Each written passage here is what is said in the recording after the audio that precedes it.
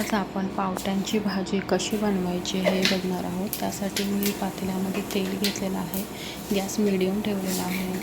त्याच्यामध्ये आपण जिरं टाकायचं आहे, राई टाकायची आहे। थोडं तडतडल्यानंतर आपण त्याच्यामध्ये लसूण टाकायचं। लसूण धुवून चेचून घेतलेला आहे, तो सुद्धा थोडंसं तडतडून झाल्यानंतर आपण त्याच्यामध्ये मीडियम साईजचा कांदा टाकायचा आहे। कांदा आणि कढीपत्ता दोन्ही सोबतच घातलेला आहे।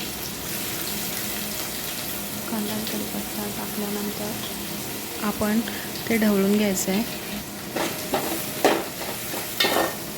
आपल्याला कांदा ट्रान्सपरंट होईपर्यंत आपल्याला ढवळायचं आहे।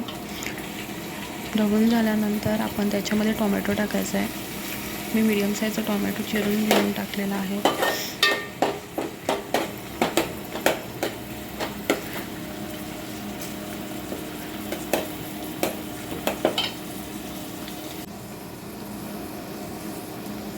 टोमॅटो सॉफ्ट झाल्यानंतर आपण त्याच्यामध्ये लाल तिखट टाकायचं आहे। मी हा घरातलाच लाल तिखट टाकलेला आहे, त्यामुळे गरम मसाला किंवा दुसरे मसाले टाकण्याची गरज नाही पडत। लाल तिखट आणि हळद घालून मी ढवळलेलं आहे ते।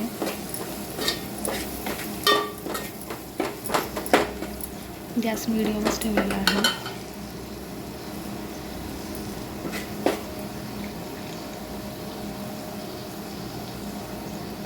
त्यानंतर मी पावटे घेतले। हे पावटे मी रात्री भिजत ठेवलेले आणि सकाळी ते सोलून घेतले। त्यानंतर आपण हे टाकायचे। पावटेसुद्धा आपण ढवळून घ्यायचे। त्यानंतर मी हे भाजे जे आहेत, भाजेची पानं ही धुवून चिरून घेतलेली आहेत बारीक। ही ऑप्शनल आहेत आणि भाजीला अजून टेस्ट येतो आणि पौष्टिकसुद्धा बनते अजून। त्याचसोबत मी बटाटासुद्धा चिरून टाकलेला आहे त्याच्यात। आणि जी देठे असतात, भाज्यांची जे देठे असतात ते त्याच्यात टाकलेले आहेत। त्यानंतर चवीनुसार मीठ टाकायचं आहे त्याच्यात आणि पुन्हा ढवळून घेतलेलं आहे।